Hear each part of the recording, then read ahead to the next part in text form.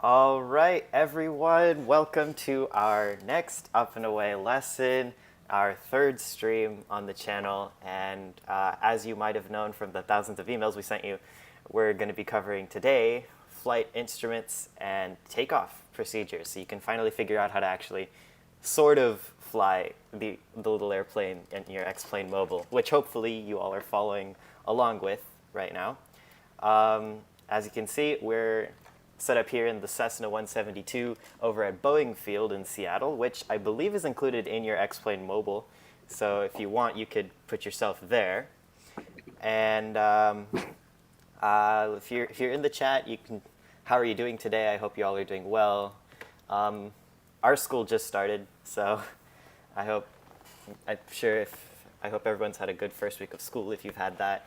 And once again, if you don't remember who we are, that's sad. Just kidding. But we'll go over that again. My name is Nikhil Seshadri, and I'm the president over here at Project AVIATE, helping run the Up and Away lessons.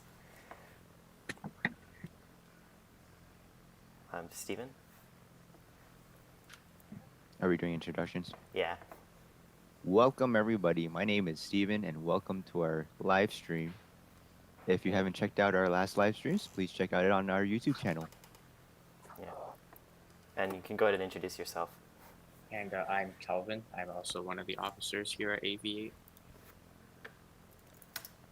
And hello from Purdue University. It's Henry Jessel here, acting as a bit of a consultant to the Project AVIATE team. Happy to be here for this third session here, and very excited to get started. All right. So without further ado, let's just get right into it. As I told you already, we're set up over here at the Boeing Field Airport in the Cessna 172, our basic training aircraft of the day. Let's get some sound in here if you like hearing Cessna sounds. All right. So when you look at this cockpit, what do you think of? You think that this is it's hard to not get intimidated by all these screens, buttons, dials, sliders, red sliders that you could really have fun with here, but you just want to sort of get into it. And so where do you start? What's the basic approach that you take to taking off? And so the first thing we want to start off with is the lazy takeoff. Let me show the slides. All right. So you just want to get into it. You want to start flying. You don't have time to read instruments or learn all the buttons and dials. And, well, I'm not going to vouch for that. But if you just want to get into it, we have the lazy takeoff. There are 4 main things you need to know before you take off in an airplane. And we went over most of these controls last week. So if you remember, flaps are the mechanisms on the back of the wings that help increase air resistance or drag to help slow down the airplane, as well as generate more lift so that it's easier to take off. So what that means is when pilots extend their flaps before takeoff, they're allowing themselves to generate more lift at lower speeds. And I can show you this in the simulator. If we look back over here, you remember the flaps are right here on the back of the wing, and you can bring them down 1 or 2 notches, or I should say 10 to 30 degrees in the cockpit, and they're controlled by this lever right here. So that's the first main thing you need to know before you take off. The next main thing to know is a little bit easier to imagine. It's the brakes. You can't move without releasing the brakes. Just like cars, planes also have brakes on their wheels. Now watch what happens when I go full throttle, when I set the engine power to maximum. The plane isn't moving. Why is that? Well, the brakes are on. So to release the brakes, at least if you have the desktop version of X-Plane, you can just release the brakes with the key B. But also you can, if you Calvin, go ahead and start up at an airport, you'll see an X-plane mobile that there's a button for the brakes. It's a red button on the bottom left corner, or it could be, if you look at the bottom left corner. Oh my goodness, Calvin, what are you doing? Sorry, technical difficulty. All right, it's in the bottom left corner.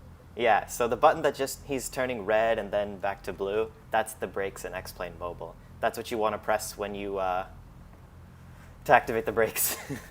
And also down here. Yeah, it's hard to see in the desktop simulator, but yeah, it's over here. You can see it. You can see this moving here. All right, that's the next main thing you need to know. And finally, the last thing you can see on the slides is the finally, the last thing you need to know is, of course, your throttles. You need to, that's what's giving power to the engine. That's what's allowing them to take off at all in the first place. So let me show you what we've got in the simulator.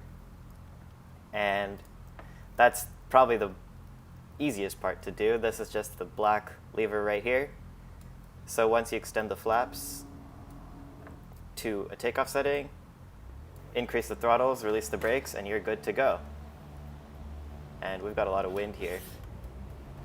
So I am not very pro pilot right now. But you can see we're speeding up, and then around 60 knots or so, you can lift up and you're flying. See? We're in the air already. And now you can basically stick with this, and you're good to go. So 60 knots is the top left meter that you see. It's in the green. It goes green, yellow, then red. But when it hits 60, then Yeah. That's the airspeed indicator. So once you reach that speed, you can, what you can do in X-plane mobile is just tilt your device upward, and that should set you for takeoff. So let's just, Calvin, just go ahead and show how that looks. Do you have? So should I?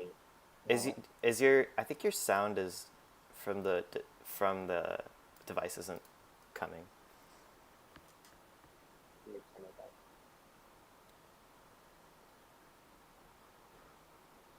Okay, that's okay. You can leave it.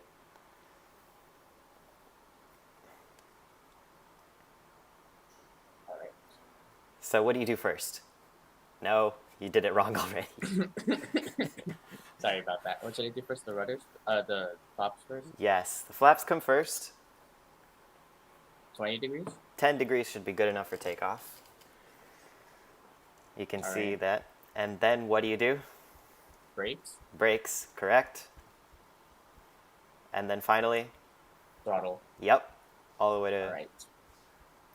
all the way to maximum, and then you're essentially good for takeoff. Now, what you also see Calvin doing is on the bottom right, you can see him controlling with his rudder. So you don't want to veer off the runway, just like if you're in a car, and if you just let the car go without actually touching the steering wheels at all, you're bound to start veering off the road at some point. And it's similar with airplanes. You need to make sure that you're controlling the rudder, at least on the ground, which controls the wheel at the front of the plane so that you can stay on the runway. And then once he hits 60, he tilts the device back and he pulls up. And now he's climbing. Just don't climb too fast. You can see Calvin was going, if you look at the vertical speed indicator, which we're going to talk about anyway, but you saw an arrow that was tilting upward.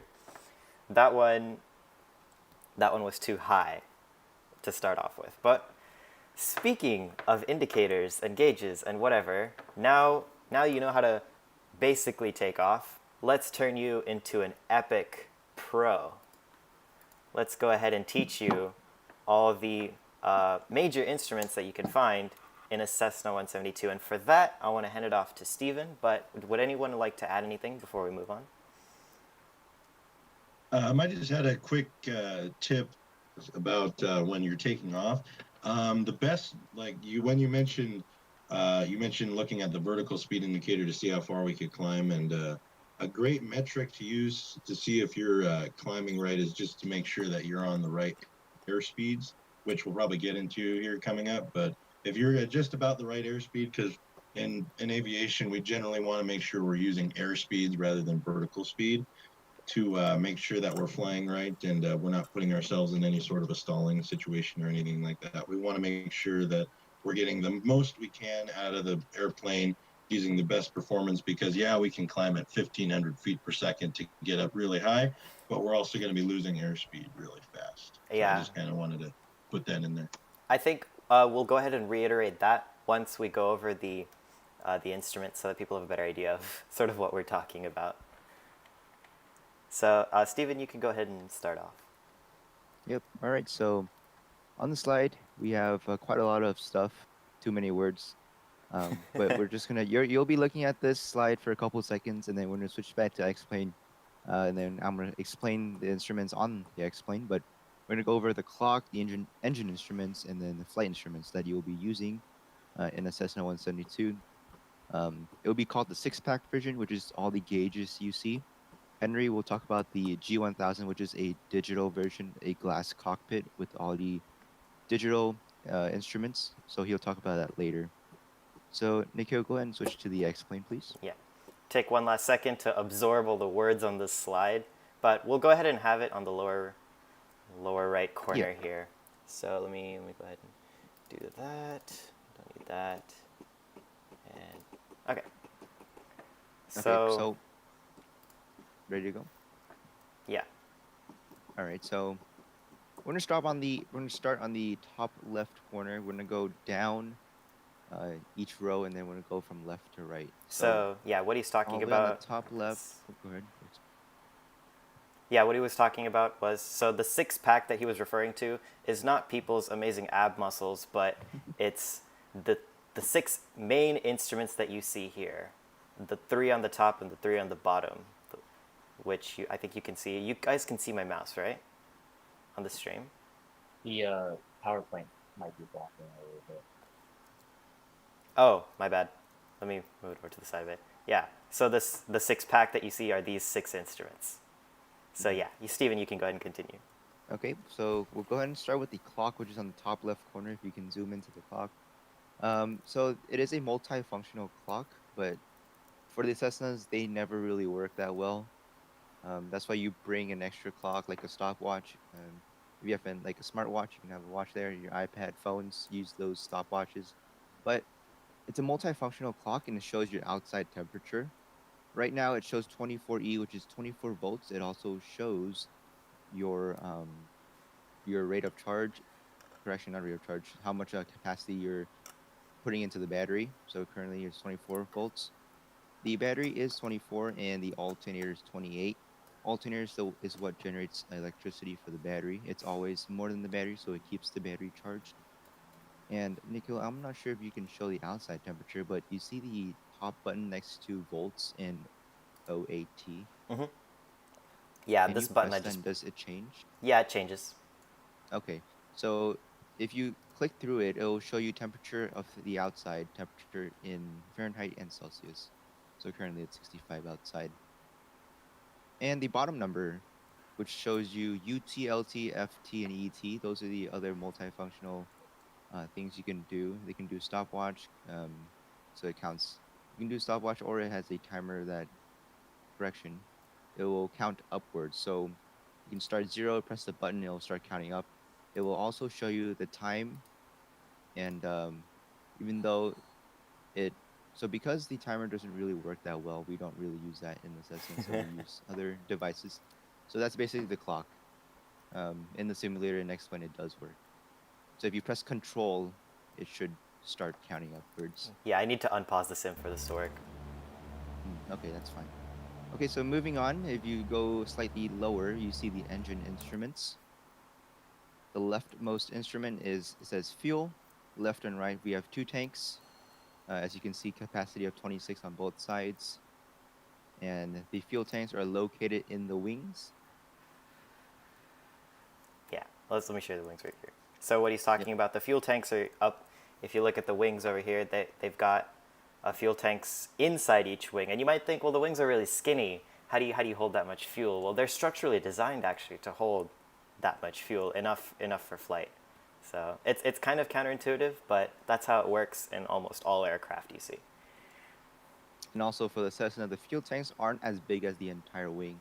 they're actually as big as the flap. So, however big the flaps are, that's actually how big the fuel tanks are, and they're just located right in front of the flaps. Yeah, and you can actually see the tank or the Fuel whatever caps. yeah, the fuel caps up here. That's where you load fuel into the plane. All right, you can go back Okay. to the cockpit. The next instrument is, I believe, oil temperature and pressure. Right here, I'm just down waiting here. for your slide to show up because there's a little delay. Yeah, it's showing now. Okay. Yeah, we can go that. So oil temperature and pressure. Of course, we need to know our oil temperature and pressure. If it overheats, our engine is not going to work well. Our engine will quit on us. If it overheats, because oil is a lubricant and it also cools the engine and also cleans the engine. Pressure is important because without oil pressure, no oil is going through the actual engine.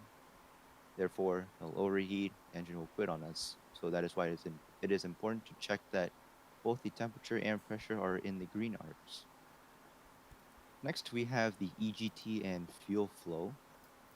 EGT stands for exhaust gas temperature. We mainly use that to adjust the mixture in the aircraft. I believe Henry will be talking about that later, a little about the throttle and mixture. But EGT is exhaust gas temperature. It is measuring the temperature of the gas that is exiting the aircraft. Fuel flow is basically the amount of fuel that's going into the engine. Although there is a green arc, it is sometimes it is more than the green arc during takeoff, run-ups, and stuff like that. So don't be alarmed if the fuel flow goes above the green arc, but during cruise, it should be in the green arc. Yeah. Can Next, I below that is the vacuum. Oh, go ahead. can I add something? So what you might also see is the units. They put the units down here. You can see gallons per hour and 25 degrees Fahrenheit div. Wait, what does this one mean again? 25 Fahrenheit div. Per division, so each line, each little segment. Yeah, so each of these lines represents 25 degrees Fahrenheit. Gallons per hour, you know, if you have milk, you measure that in gallons. Hours, you know how long an hour is. So that's called a rate. So you do a lot of this when you enter STEM, science, and math. You do a lot about rates, and this is how the units for that would work. But all right, you can go ahead and keep going. Yes, and to add a little more, for general aviation, we usually use gallons per hour, but in larger commercial airliners, we use pounds, which is basically the weight of fuel. Yeah. Okay, and our next one is vacuum in amps. We're not going to be talking about vacuum too much, but vacuum is what it actually sounds like. It's a vacuum. It sucks air.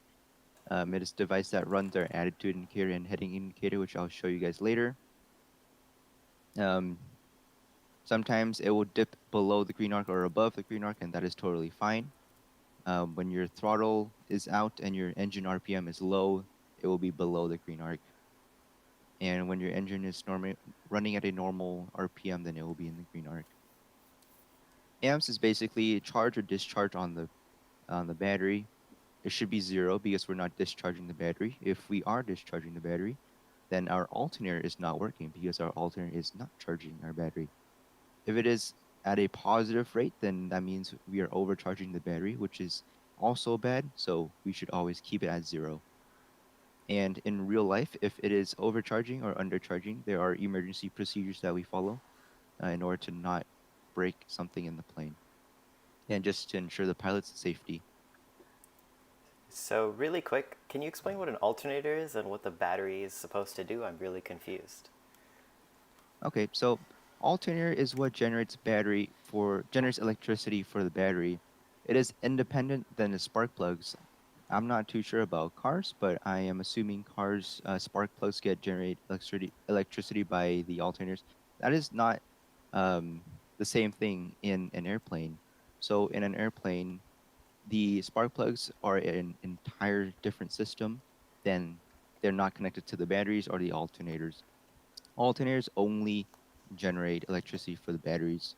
And if your alternator goes out, the battery will be running every electronic inside the airplane. If your alternator is still running, the alternator is the instrument or device that is generating electricity for all the instruments. So our battery is basically a backup for the electronics inside the aircraft. However, our spark plugs are get electricity from something called magnetos. They are basically a little spinny coil thingy, like a magnet. They're just spinning really fast and they generate electricity. So we have two magnetos, and the magnetos generate the charge for the spark plugs to run. And there's two magnetos um, for redundancy, and each spark plug is connected to both magnetos. So in the case of one magneto going out, we will see a drop in RPM and we will feel the engine stuttering, but the engine will keep providing power for us. And I can see that Nikhil is going down to the ignition. So you can see that there is an off, left, or correction, off, right, left, and both. Right and left are basically the magnetos. We don't call them one and two. We call them left and right magnetos. Um, During the run up, which I will show you guys later, we will ground one magneto, simulating that one magneto goes out. We will see that the engine keeps running, but we will see a drop in RPM. Normally, when we take off and we fly, we keep them on both.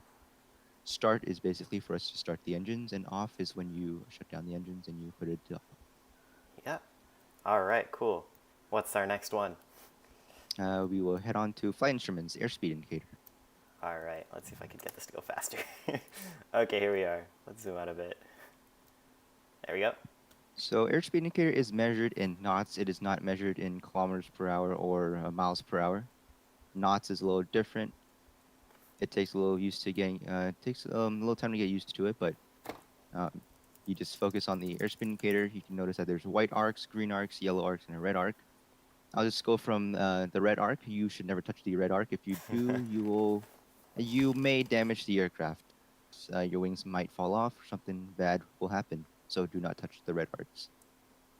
Yellow arc is you are allowed to fly in the yellow arc if you're flying in smooth air. So if you're not going through turbulence or anything like that, you are allowed to go through the yellow arc. And the green arc is, of course, your normal operating range. You can be anywhere within the green arc. The white arc is where your flaps can be deployed above 20 degrees. So if you look at the flap lever on the side, it will say 110, and then it will say 85 for anything above 20. So if you're anything under 110, if you're between 110 and 85 knots, you're allowed to go anywhere between 0 degrees of flaps to 10 degrees of flaps, which is the blue writing, blue placard. If you want to go down to the white arc, which is 85 knots, for 20 degrees of flaps, you will have to be 85 knots or less. If you're anything above 85 knots and you deploy your flaps might break off. So basically, from 110 to 85, you can only deploy up to 10 degrees of flaps, and then anything below that, then you can go to flaps. Yes. And if I might just interject real fast, the Cessna is kind of an oddity when it comes to that, because in most other airplanes, generally the white arc will extend all the way up to where you can extend the flaps all the way down.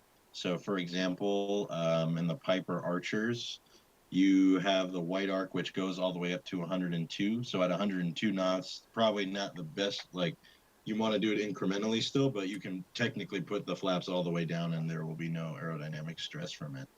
But yeah, the Cessna is kind of an oddity where the white arc does not go all the way up to where you can first extend the flaps.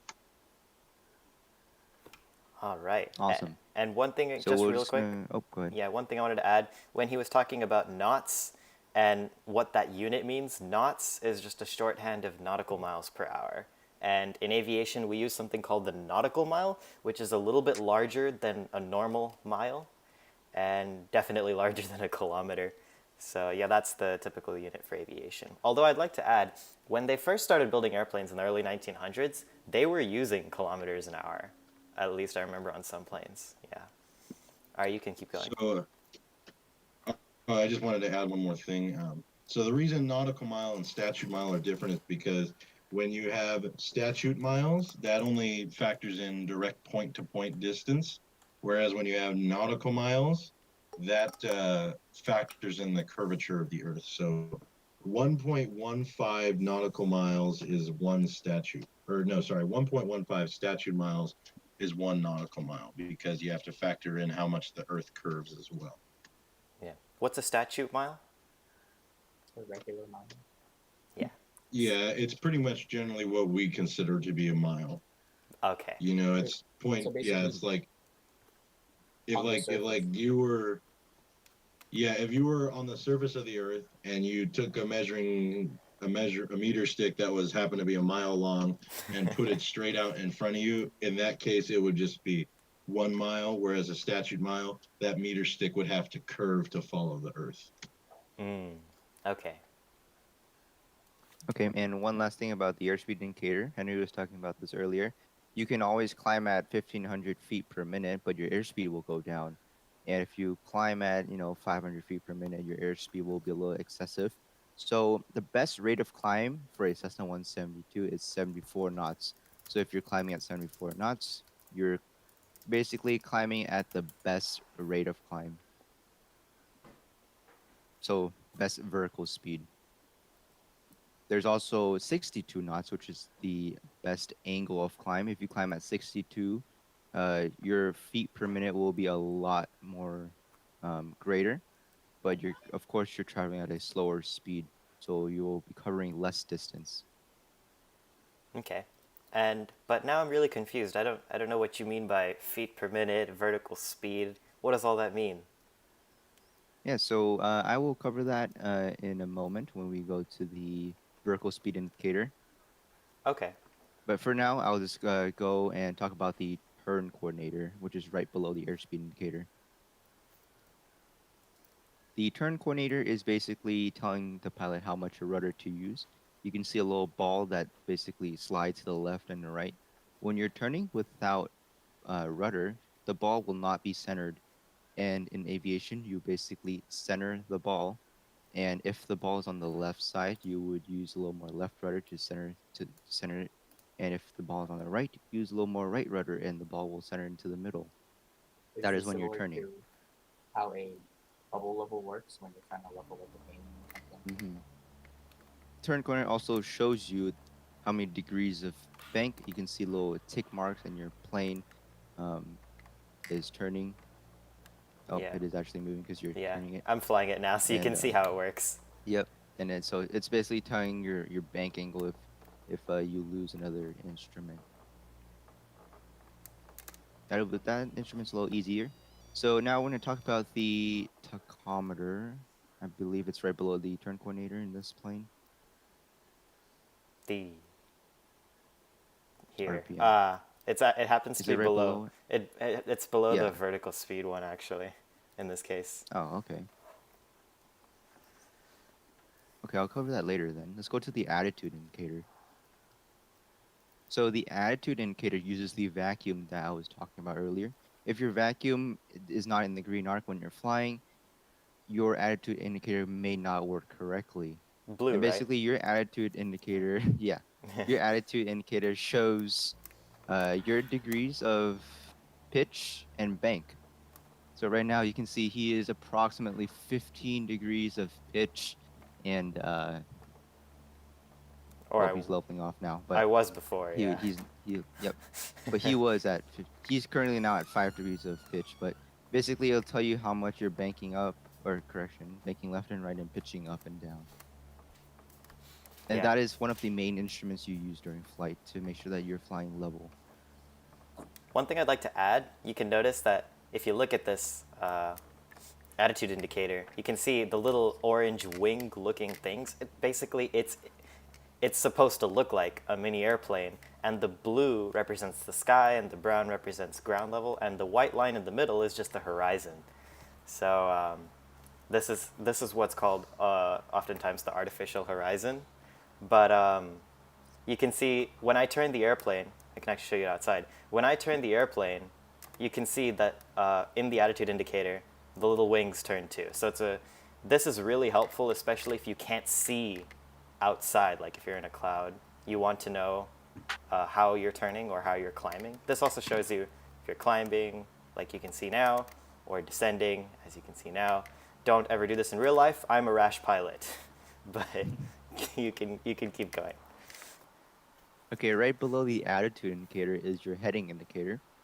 Your heading indicator also uses the vacuum, so same thing for the attitude. If your heading indicator is now correction, if your vacuum is not working, your heading indicator will not be working correctly.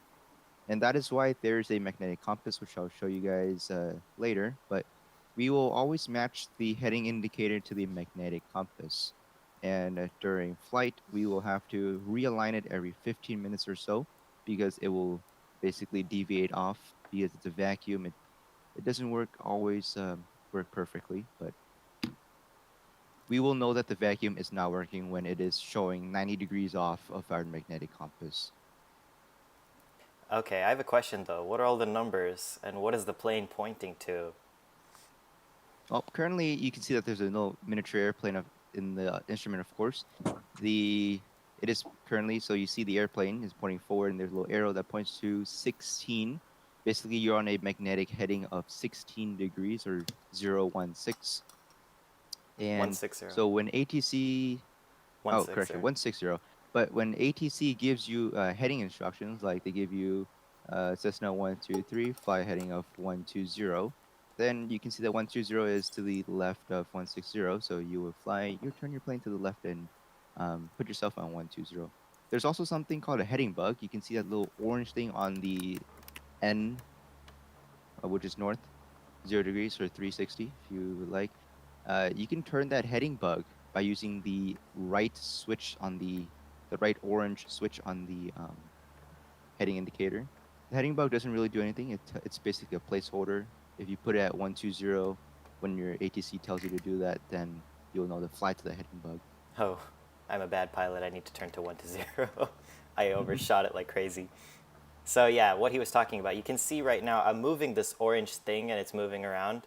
That's the heading bug, and you can see on the little knob here it says HDG, and you can move that around. So he wants me to turn to a heading of 120 degrees, and that's just slightly east of actual east. You can see the E here. This is basically compass, like he said, and we'll just turn towards that we'll just turn towards that really slowly, not like rash pilots, and we'll align with 120.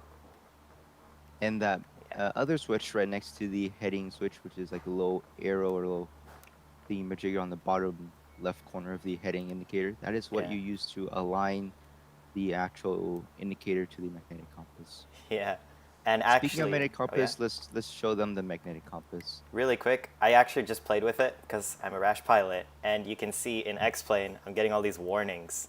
And if you look here, it says the directional gyro is not aligned with magnetic north.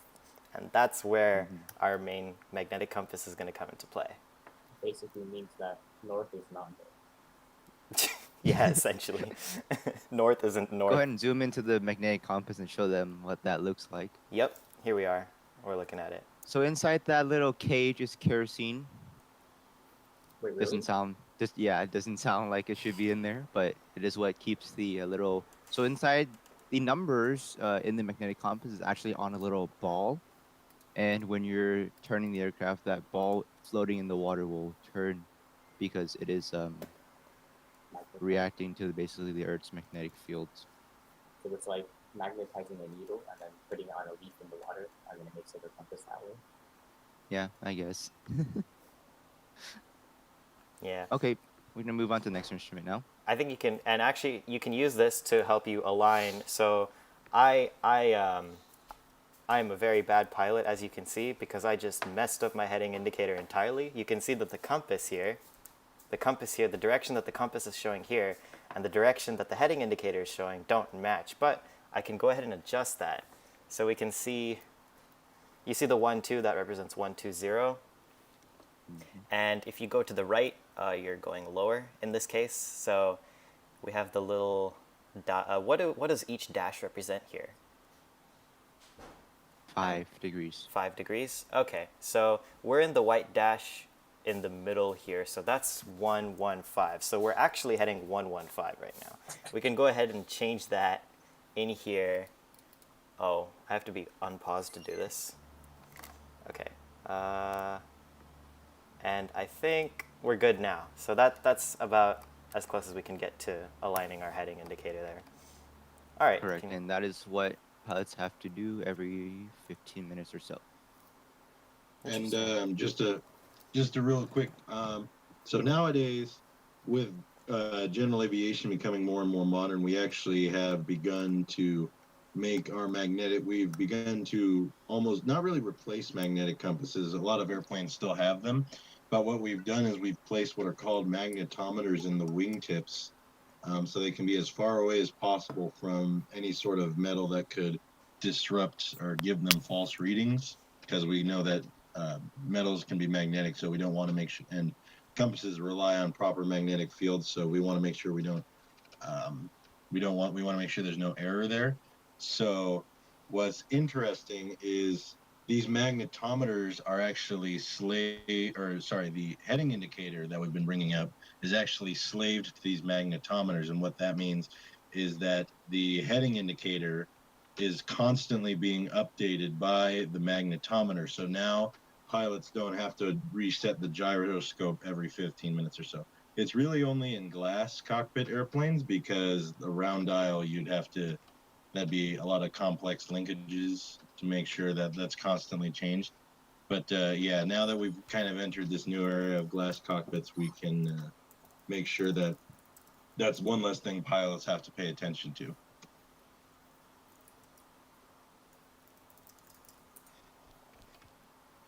Okay, and our next instrument is our altimeter indicator.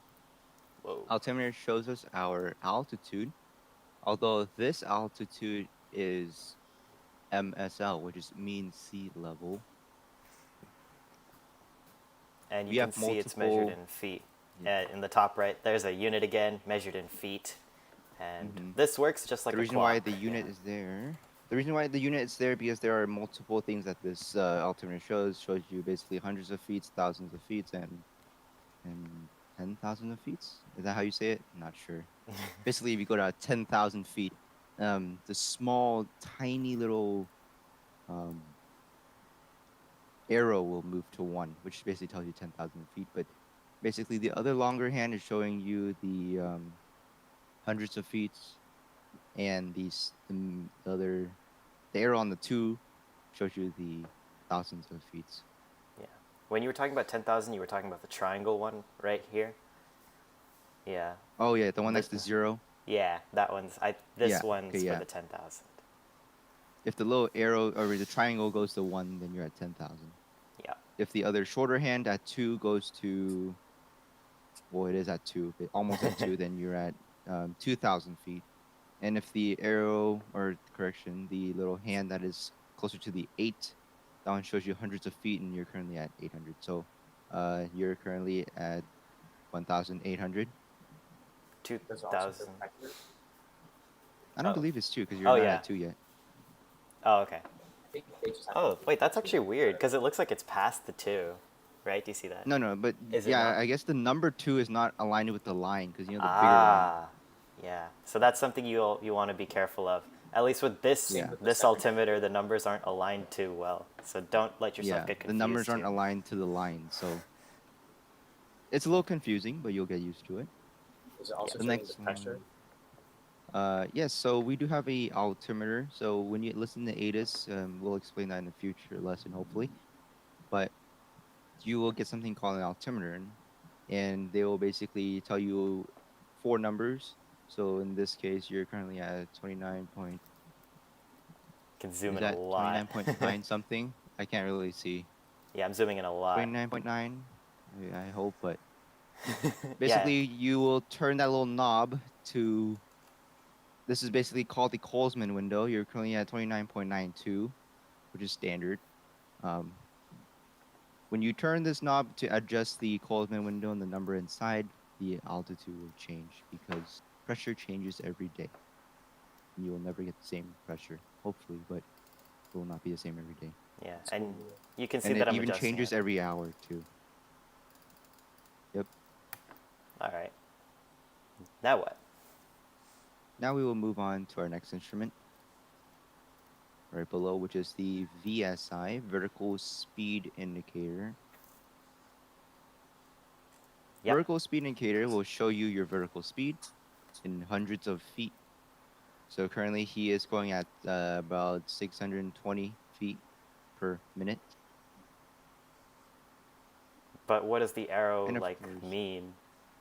Like why is it pointing up? What does up and yeah. down So mean? the arrow is currently at 600, and it's currently on the top part of the zero because you're currently climbing, and it'll tell you that it is telling you that you're climbing at 620 feet per minute. If you're descending, the arrow will basically go to zero and it'll go to the negative part. So you're going to be anywhere in the negative region. So you're going at a negative feet per minute. You're descending. Yeah, you can actually see it. If once it's down, I'm going down. And Uh, if you're in level flight, it will show zero. yeah, let's get into level flight. And this vertical speed, and one fun fact of vertical speed indicator is delayed by approximately 8 seconds due to how it works.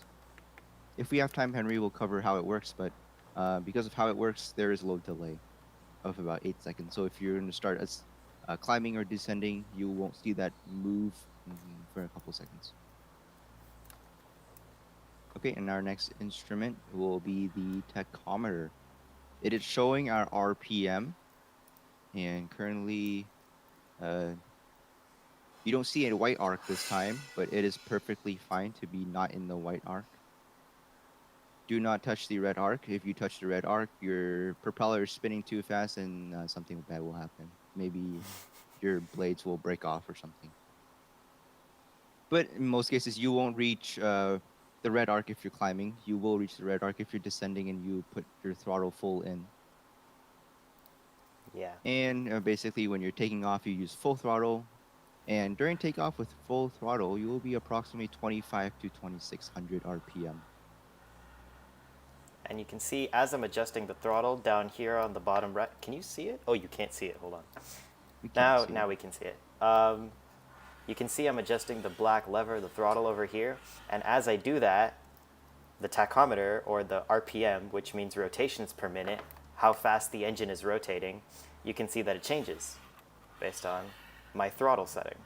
And at full throttle, you won't reach the red line, as Steven was saying, but I think if you descend fast enough, you might be able to. Let's try it.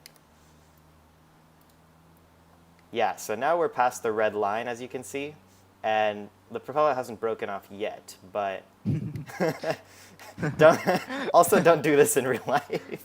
But that's what Steven was talking about when you descend and you go past the red line.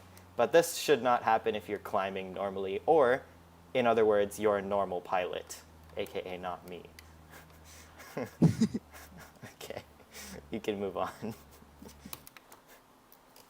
Okay.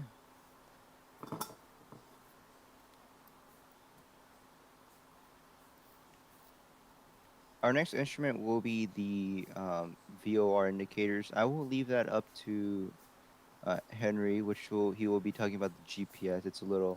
He'll be talking about the GPS radios, which is a little more related to the VOR indicators. So I don't want to speak about half of the indicator and then he'll take over half of it. So I'll leave that up to him.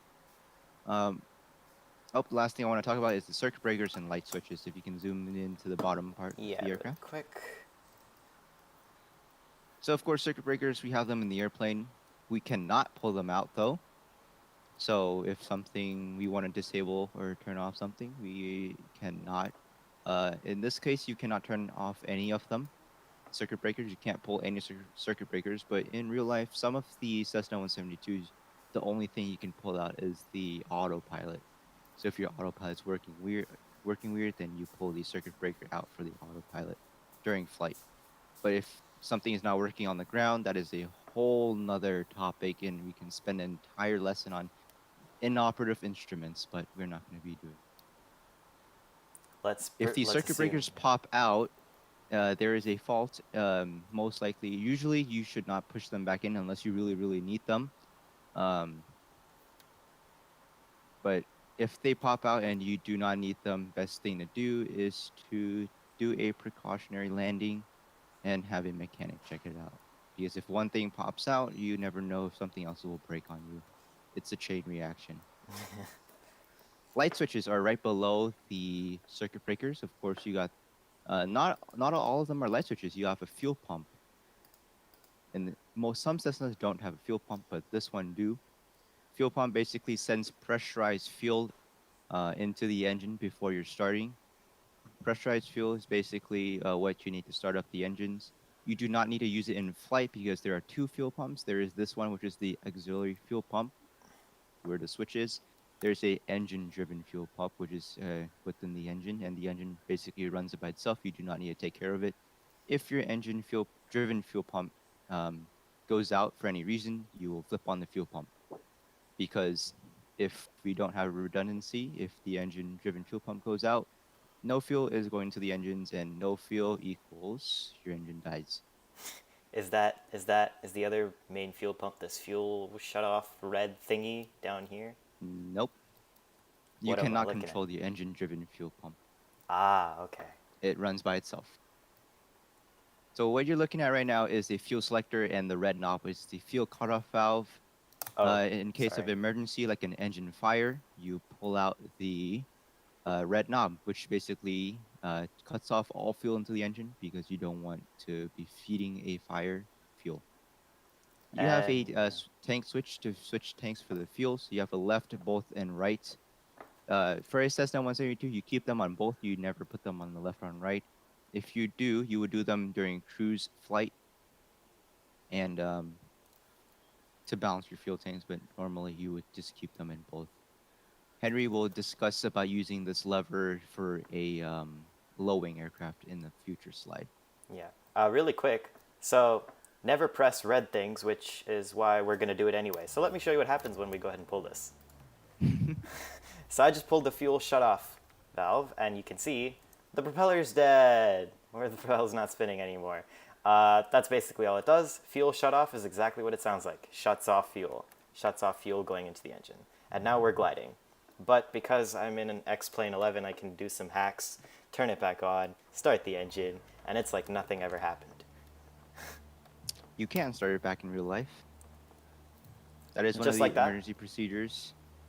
Well, yeah, you just use your ignition and you start it back up. Oh, interesting. Also, Yeah.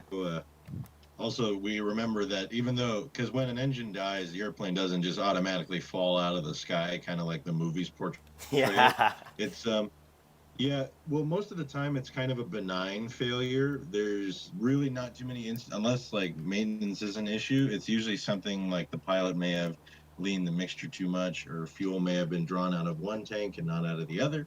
So usually we kind of we do a few checklist items just to see if we can get the engine started. And we just need to remember there's three things we need to make an engine run. We need fuel, we need air, and we need a spark. So as long as all those three things exist, the engine should run. And I mean, like I said, since we're still moving through the air, there's usually enough air pressure to the point where the propeller will actually still spin, like you see it spinning right now. It's just not spinning at a high enough rate that it'll generate power for what we Oh, need the engine to do. I can actually So yeah, demonstrate that's that. called. It's not doing that right now, but I think I can get it to happen if I just get into a dive a little bit. Yeah, if you shut off your engine and nosedive the aircraft, you might see the propeller start to spin. Yeah, and as long as the propeller's still spinning, the engine can you might not even need to turn the starter on. You can just make sure that if fuel gets supplied to the engine again, the prop will just fire right back up to life. You can see, so yeah, it's what Henry was talking about. It's still spinning, but there is no fuel going to the engine. And actually, if I go ahead and show you the, where is it? I'm trying to find the force. I showed this to you last time. Control deflections, traffic paths. How did I show you the forces last time? Oh, we can show you on this. At least with X-Plane Mobile, I think. Oh, entering passcodes. Sorry about that. So you can click on flight model here multiple times.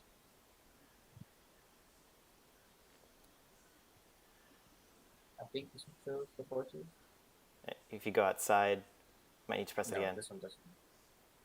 No, it's Oh, flight this one, model, right. but you pressed it too many times. Yeah, there you go. Now you can see it. I think this is the one. And what you can actually look for, look at the propeller, you can see the yellow arrows. When the engine is running and the yellow arrows will have certain length, which means thrust is being generated, which means there is a If I force lowered being it, exerted. Yeah. If he lowers the I lowered throttle, yeah, the yellow arrows reduce, meaning there's less thrust being generated. And you can also see the wings have more force on. There's more lift when I increase the thrust. Yep. So And I have finished describing all the flight instruments. So if anyone wants to add in anything, then feel free to do so. When you're all ready, Henry, go ahead and take over the other parts of the aircraft. yeah, and I just figured it out. See an X-plane now. The propeller's still spinning, but we barely have any thrust generated. You can look at the length of these yellow arrows. Oh my goodness, we're about to hit the ground. Let's get out of here. Let me start up the engine real fast. See, we're still gliding. We're not falling out of the sky. We're perfectly fine. Pro pilots. And we're good. You can keep going. Pretend nothing happened. Okay. Yeah. Well, Steven explained the six-pack. So, of course, these next few instruments I'm going to describe, it's actually not really necessary for what we call VFR flying. If you've heard of that, that's flying without the clouds. It's not really 100% necessary. These instruments are what we use to navigate when the ground can't really be seen, called IFR flying, instrument flight rules. You can feel free to do some research on that, or if you have any questions, feel free to email the officers team. It's a bit complicated to get into that for what we're about to talk about, but I'll just describe it. So these next few instruments are all mainly for navigation. We're going to be learning about different types of navigation aids and seeing how we can use them when we're flying. So we have ground-based navigation, which includes various stations that we can tune into. One of which that's probably the most popular is called a VOR, very high frequency omnidirectional range. It's basically a big old antenna that's sitting on the ground emitting a radio beam in all directions. And what these indicators can do is tell you which beam will track you into the station. So like you can use it to go from a station to a station and eventually navigate to airports that way. And what we use for that is what's called the course deviation indicator. It's the round dial that you see just to the right of the altimeter. That little white, so what you would do is you would use your navigation radios. So you have a comm radio and a nav radio. You would tune in the frequency of the VOR into the navigation radio, because each of these VORs has a certain frequency.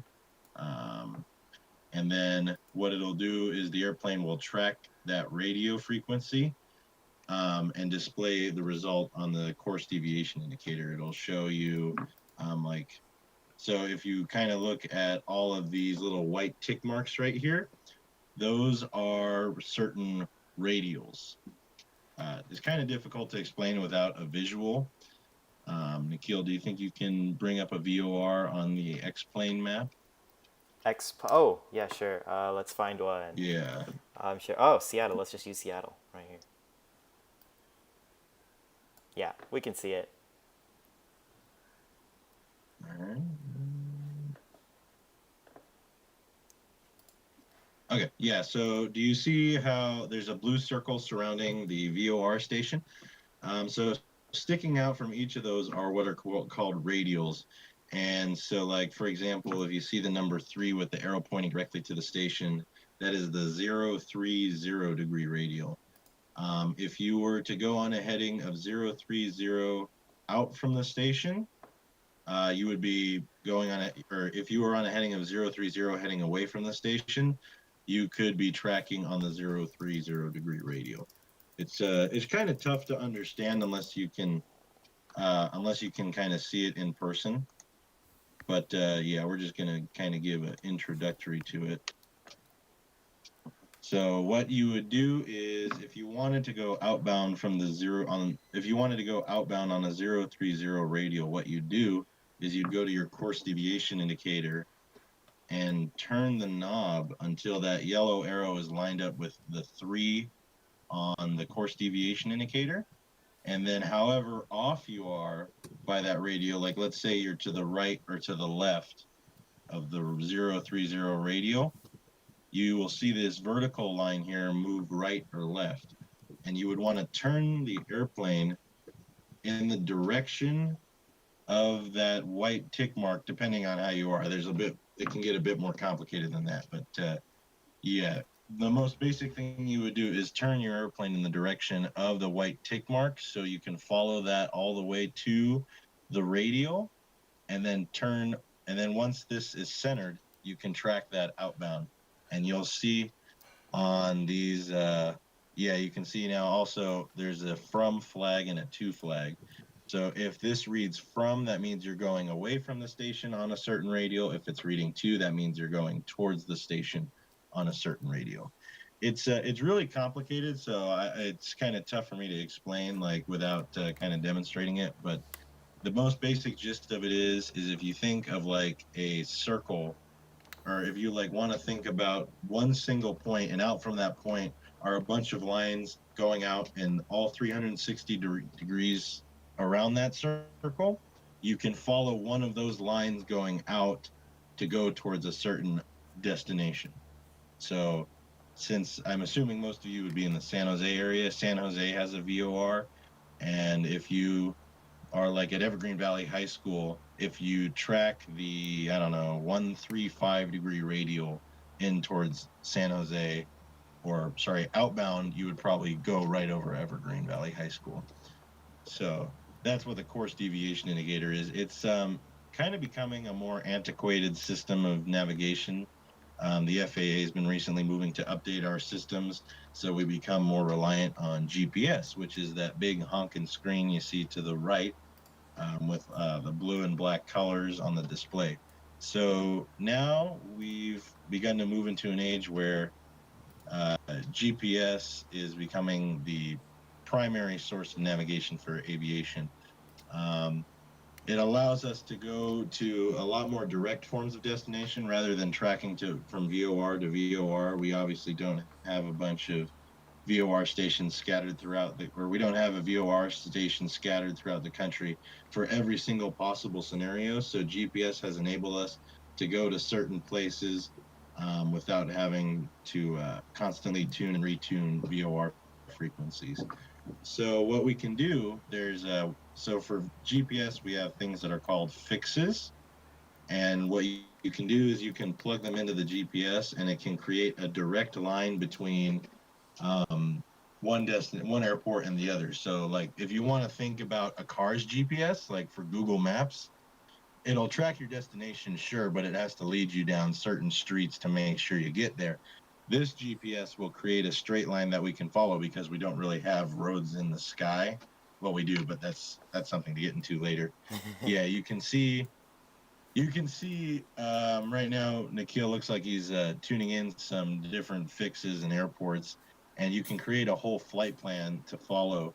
And you can follow. It's called the magenta.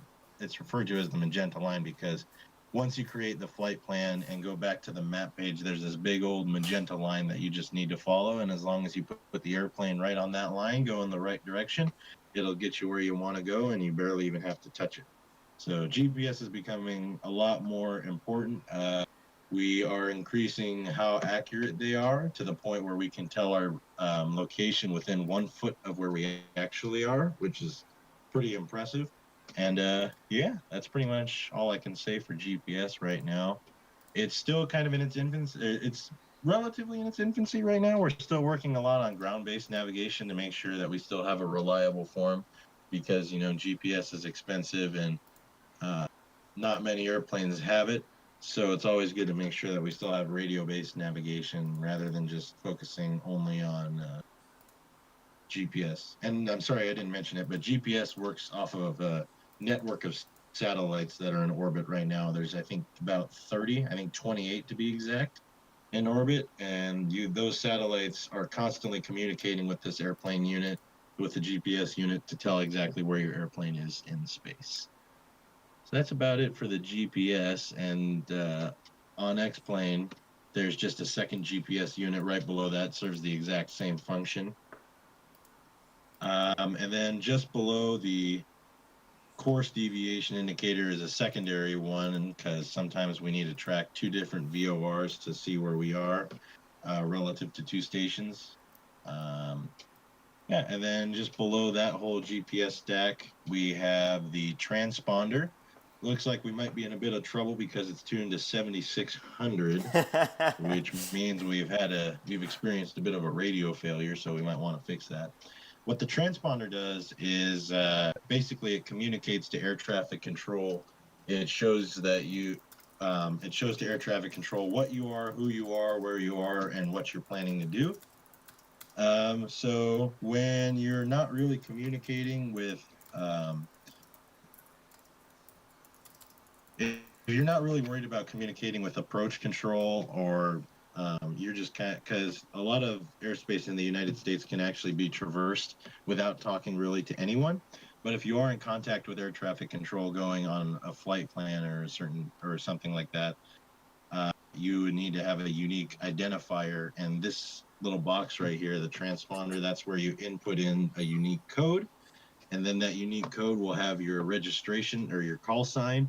It'll give you the airspeed, your heading, altitude, and I believe your destination as well. Whereas if you aren't in communication with air traffic control, you would generally just, it's called squawking. You would squawk code 1200, which just means that it would just show up on the radar's screen as just a general target with no specific information. It just kind of shows, I believe, heading and altitude. It kind of just shows up as a blip so that we remember that it shows up as a blimp just so we can have situational awareness and make sure we're aware that there's a target there. There's three other squawk codes that are kind of important. We have 7500. That's if your aircraft if there's an attempted hijacking or someone's attempting to take control of the cockpit. 7600 means that we're Nordo. We have no radio communication, but we still control the airplane. And then you have 7700, which is just a general emergency. So if you put any of those codes in, there will be an alert that flashes up on the radar of an approach of a air traffic control, and they'll be able to take action accordingly. We also have some different features. It's on standby right now. Generally in flight, we want it on altitude. There's also that little ident button. What that does is it just basically gives them a flash on the radar screen so that they can see exactly where you are. It just helps them find it a bit easier because sometimes radar screens can have hundreds of targets on there, and we just want to make sure that we know we're talking to the right airplane. Yeah, that about does it for the avionics stack. If there's anything else you need a bit more explaining, if there's anything I can do to explain VORs a bit more, I know I kind of gave a really confusing explanation about it, but if there's anything I can do to help clarify a bit more on what VORs are, just feel free to ask or comment in the video. Another great resource that I can put in the comment section is in a website. It's called SkyVector. You can look at aviation charts and kind of get an idea of where certain stations are. You can see these ground-based navigation fixes and just maybe try and find a way to see if you can kind of interpret and infer how VORs can be used. But yeah, I think that about does it for my explanation. I'll just hand it back to Nikhil unless anyone wants to add anything. I'd actually like to add something. So, yeah, that website he was talking about, a lot of flight simulator pilots, like me and the officers, us officers here, we like to use that for flight planning. And but if it does look really overwhelming at first sight, but you'll eventually understand it if you stick with us for the next few weeks. Don't worry, we're gonna cover as much as we can about it. When he was talking about the VORs, you can see I was actually tuning something in. You don't need to worry too much about how all this works, but all you need to know is when you tune in a certain frequency of a certain VOR or a certain location, which is just a radio beacon here, if you tune a frequency that it has in and then you align this VOR course here to that certain location, you can eventually see that this line here sort of changes its angle and that tells you how far away from where you're supposed to be. So it's unfortunately not as simple as a car GPS, which just literally shows you the line that you're supposed to follow. But that's what we have nowadays. We're not using as much these old types of gauges anymore. We're now using these fancy digital GPSs that have way too many features for me to sit and talk about right now. But you can see that we do have something similar to car GPSs now. So that all helps. It is 11:37 right now, and we did want to talk a little bit about takeoff procedures, but unfortunately we did have a lot to talk about with the instruments. I know this is definitely a lot to cover, and something I'd like to add is that don't worry about the names of all these instruments. Just understand what they do. And if you really want a really quick, too long didn't watch summary, that's your speed. That's a mini version of your plane relative to the horizon. That's how high you are. This is how fast you're going up or down. Oh, you can't actually see my mouse in the stream, huh? Let me try this again. Here's your quick rundown. How fast you're going, which is the airspeed indicator, and then the attitude indicator, your plane relative to the horizon, if you can't really see outside, and your altimeter, how high you are, your vertical speed, how fast you're going up or down, your heading indicator, what direction you're going in terms of degrees relative to north, south, east, and west, your turn coordinator, which is a horizontal view of your plane, and it shows you how you're turning. We'll talk a little bit more about the ball bearing on the bottom later. It's a little bit weird what you can do with that, but don't worry about all that right now. And then the rest of the stuff here is to make sure your engine doesn't blow up. So make sure you have fuel on board. Your fuel left and right tells you this is how much gas you've got. Your fuel flow, how fast your fuel is flowing into the engine, vacuum, amp, and oil temperature and oil pressure. But when we say 6-pack, we mean that the strongest instruments in the cockpit that you will use the most are the 6 instruments up here: the airspeed, attitude indicator, altimeter, vertical speed indicator, heading indicator, and the turn coordinator. These are the main 6 instruments that you should pay attention to when you're in flight, when you're starting off. And I know that's a lot more than in a car where it's just the speedometer and your what's the other one? The RPM that you look at. I don't know. Yeah. Your tachometer? Your sort of tachometer, but in the car. But the main ones you want to keep looking at when you're in an airplane are the 6-pack. Always remember the 6-pack in the Cessna. And the rest of it you'll figure out just by doing. Learn by doing. And that's why X-Plane Mobile, everyone. Just, you can see Calvin is, oh my goodness. What did you do, Calvin? So I tried landing in the water, but there's no good physics in X-Plane Mobile for water landing. Oh my god. Okay.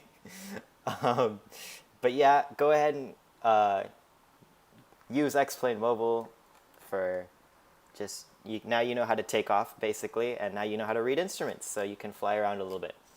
At our next session, we'll get more into the specific procedures for taking off and finally landing, which is probably, I want to say, the hardest part. But don't worry, it will all make sense, and it all just comes with practice. Thank you very much for sticking with us here throughout this whole stream. I know there was a lot going on.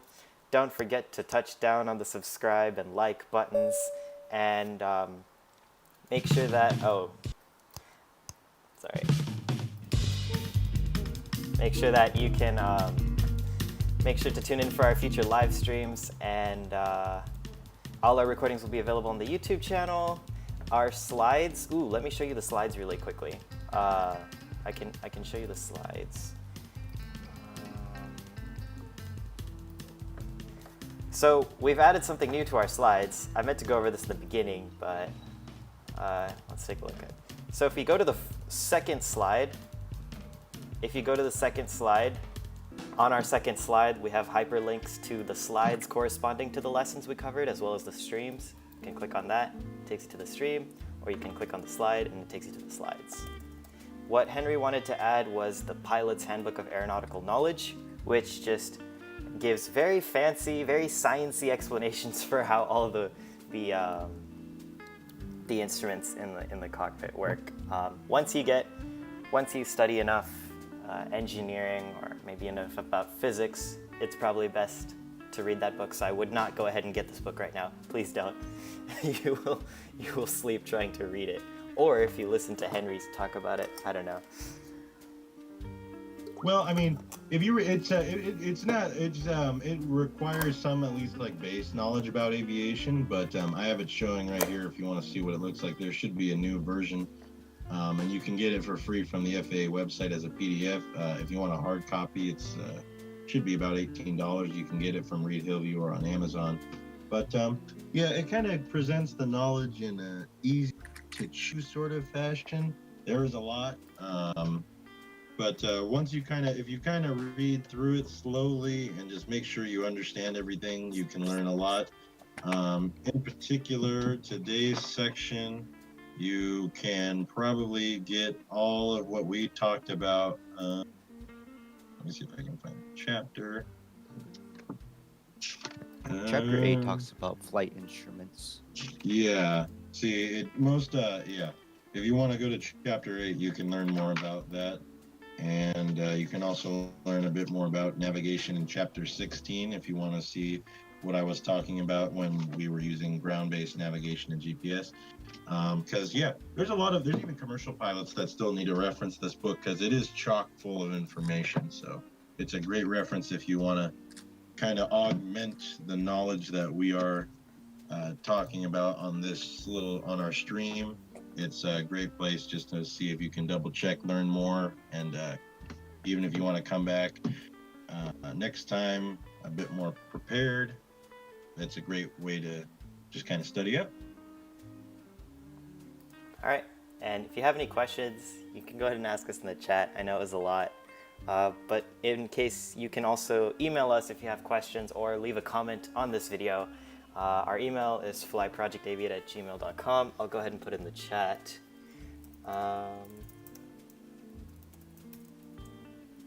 What is it? Oh, there we go. I think that's right. Yeah. That's cool. All right. Whew.